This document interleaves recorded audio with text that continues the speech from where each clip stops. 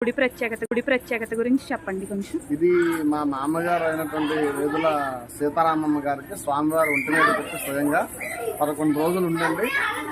జనాలందరూ ఊళ్ళో ఉన్నటువంటి వాళ్ళంతా కూడా నువ్వు దేవుడు అని చెప్పి నాకు నిశ్చయం ఏంటంటే ఇలా చేపట్టమన్నారండి. పట్టినప్పుడు అందరూ చూస్తుండగా పైనుంచి, అంటే ఇంటి మధ్యలో ఉండగా పైనుంచి ఆవిడ చేతిలో విగ్రహం పడిందండి. అందరూ పైకి చూశారు, ఏం లేదు.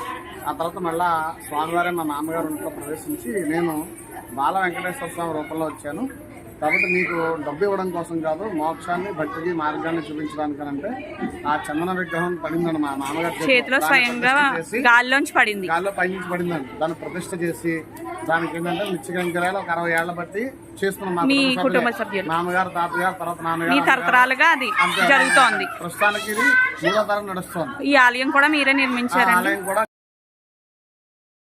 గుడి ప్రత్యేకత గురించి చెప్పండి కొంచెం. ఇది మా మామగారు అయినటువంటి వేదుల సీతారామమ్మ గారికి స్వామివారు ఒంటి మీద పెట్టి స్వయంగా 11 రోజులు ఉండండి.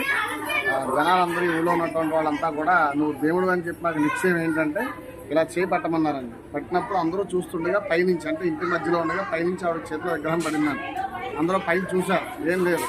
ఆ తర్వాత మళ్ళా స్వామివారే మా మామగారు ఇంట్లో ప్రవేశించి నేను బాల వెంకటేశ్వర స్వామి రూపంలో వచ్చాను కాబట్టి మీకు డబ్బు ఇవ్వడం కోసం కాదు, మోక్షాన్ని భక్తికి మార్గాన్ని చూపించడానికనంటే ఆ చందన విగ్రహం పడిందండి మా మామగారు చేతిలో స్వయంగా గాల్లోంచి పడింది, గాల్లో పైనుంచి పడిందండి. దాన్ని ప్రతిష్ఠ చేసి దానికి ఏంటంటే నిత్యగంకరాలు ఒక 60 ఏళ్ల బట్టి చేసుకున్నాం. మీ కుటుంబ సభ్యులు, మామగారు, తాతగారు, తర్వాత నాన్నగారు, తరతరాలుగా అది జరుగుతోంది. ప్రస్తుతానికి ఇది 3వ తరం నడుస్తోంది. ఈ ఆలయం కూడా మీరే నిర్మించారు. ఆలయం కూడా గ్రామస్తుల సహకారం ఉంది, బంధువుల సహకారం ఉంది, భక్తుల సహకారం ఉంది.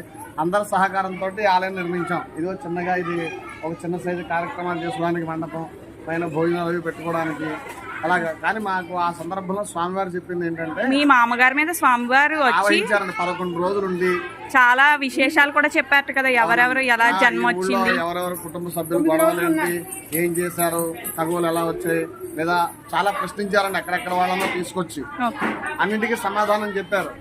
చివరికి ఏం చేశారంటే సామర్లకోట నుంచి రామస్వామి ఆచార్య గారిని తీసుకొస్తే నాయనేది కలియుగం, నేను ఇలా చెప్పడం మొదలు పెడితే ప్రతి వాళ్ళు అడుగుతారు, నేను ఇలా జనాలకి మహిమలు చూపించడానికి రాలేదు, భక్తి మార్గం చూపించడానికి వచ్చానంటే సాధారణ కుటుంబంలో ఏమీ తెలియకపోయినా భగవంతుడిని సేవిస్తే ముక్తి వస్తుంది అని. కారణం ఏంటని అడిగితే ఏం చెప్పారంటే మా తాతగారు పూర్వీకులు రామనామ సంకీర్తన చేస్తూ యాయవారం చేసేవారట, భిక్షాటన అఖండ రామనామ సంకీర్తన చేశారట. ఆ పుణ్య ఫలితంగా మా మామగారు పుట్టారటండి. మా మామగారు తల్లిగారు ఆవిడకి సీతారామ అని పేరెట్టుకున్నారు. అందువల్ల ఇలా వచ్చానని చెప్పారు.